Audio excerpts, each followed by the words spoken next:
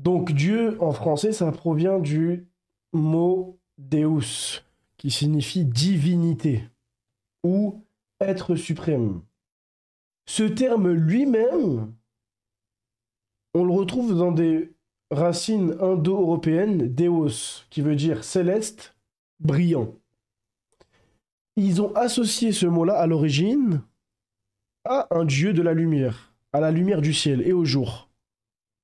Dieu, à l'origine, c'est les gens qui adorent la lumière. Ensuite, il y a d'autres étymologies qui sortent de Dieu, telles que Zeus. Zeus, c'est qui?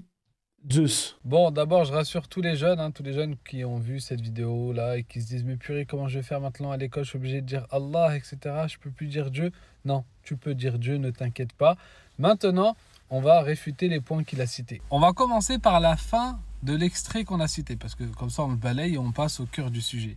Donc, il nous sort que oui, en fait, il y a d'autres étymologies au mot Dieu et il y aurait aussi Zeus, etc. En fait, Zeus et le mot Dieu, la seule chose qu'ils ont, c'est la racine en commun. C'est-à-dire qu'ils ont, eux deux, les deux mêmes mots.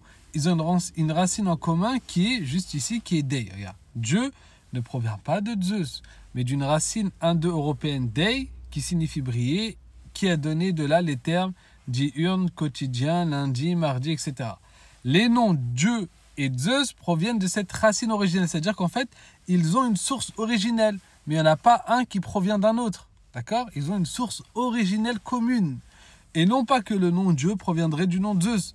En fait, à partir de cette racine Dei, qui a ce sens de briller, deux termes génériques seraient apparus. Dewai, qui signifie les êtres et la lumière céleste, qui a donné un terme en latin lui-même, qui a donné le terme Dieu, avec un D minuscule. D'accord? Parce qu'il faut différencier Dieu avec un D minuscule et Dieu avec un D majuscule, qui désigne l'être auquel un culte est rendu, quel qu'il soit. Aujourd'hui encore en hindi, le mot Dev signifie Dieu avec un D majuscule. En gros, c'est la divinité. C'est la divinité. Ça peut être désigné même, voilà, comme l'équivalent en langue arabe de El Ilah. C'est ça. Parmi les noms de Dieu en langue arabe, on dit El Ilah, la divinité. La divinité.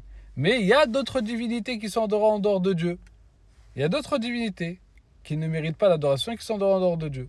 Maintenant, la racine suscitée a donné aussi le nom Dieu avec un D majuscule, qui est un nom propre et il désigne le Créateur, désigné par ce nom propre par les Européens chrétiens.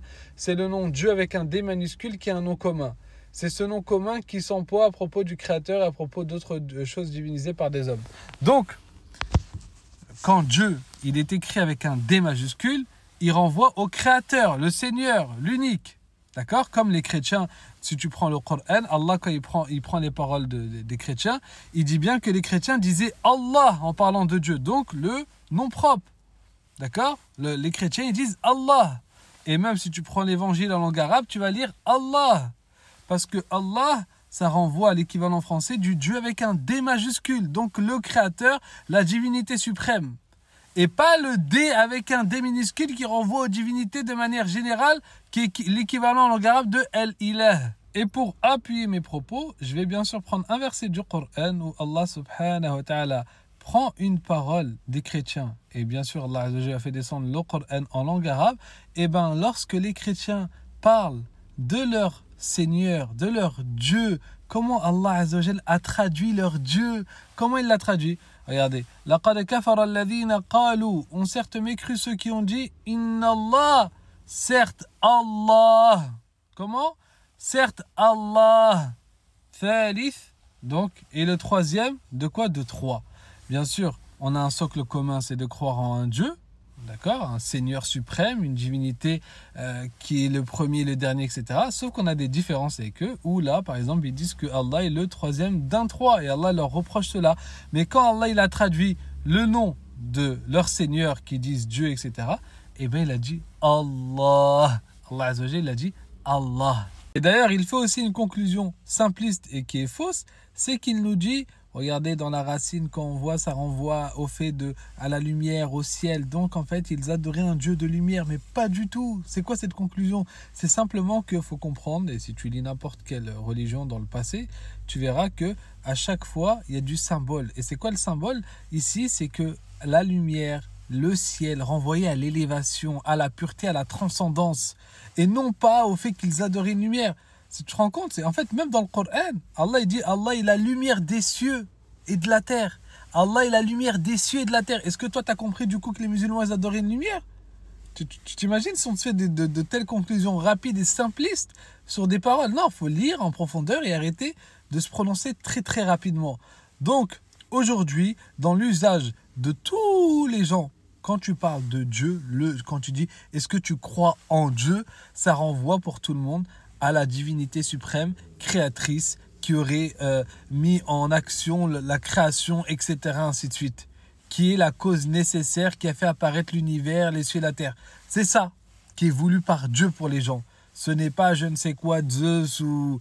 Bref. Et là, ce que je viens de vous dire là, que l'étymologie d'un mot ne définit pas son sens actuel, ça, il y en a plein des exemples. Par exemple, vous dites tous samedi, juste avant dimanche, samedi. Ça vient d'où samedi? Eh bien, dans le latin, ça vient de sambati, qui était, ça renvoie au jour de la fête du sabbat des Juifs. Est-ce que quand toi tu dis samedi, tu sous-entends ça? On se voit samedi, c'est-à-dire qu'on se voit à la fête? Non, pas du tout. Quand tu dis oui, je veux mon salaire ou j'attends mon salaire, ça vient du latin salarium. C'était une ration de sel qu'on donnait aux Romains. Quand tu vas voir ton patron, tu dis ouais, je veux mon salaire, tu veux du sel? Non, parce que le mot que tu utilises quand tu dis salaire, aujourd'hui, il a un sens. Et en tout le monde, bref, j'ai déjà expliqué, je ne vais pas me répéter, aujourd'hui, ça a ce sens-là. Et tout ce qu'il a dit, les arguments, l'étymologie, il s'est trompé entre Zeus, Dieu, etc. Bref, déjà, ça, c'est faux. Et quand on voit la véritable racine, Dieu avec un majuscule, aujourd'hui, et à l'époque quand ça a été utilisé, ça renvoie au Dieu suprême, fin de l'histoire. Donc vous pouvez l'utiliser les jeunes, ne vous inquiétez pas, il n'y a pas de problème. Et me dites pas oui, tu aurais dû lui envoyer un message en privé, je lui ai envoyé, il n'a pas accepté du tout, il s'est montré extrêmement orgueilleux. Voilà. Encore une personne a su cet avis personnellement, a su son avis, il n'y a pas de problème. Mais elle vient, elle impose aux gens en faisant croire qu'il n'y a qu'un avis, en leur disant arrêtez de dire Dieu pour parler de Allah. Non, dis si tu veux au pire, tu dis bon, il y a des savants qui disent que c'est pas trop top d'utiliser, voilà, il y a une divergence. Non, monsieur, il vient, il impose un avis alors qu'il se base sur des informations complètement erronées. Voilà, vous avez compris, vous pouvez dire Dieu, ne vous inquiétez pas.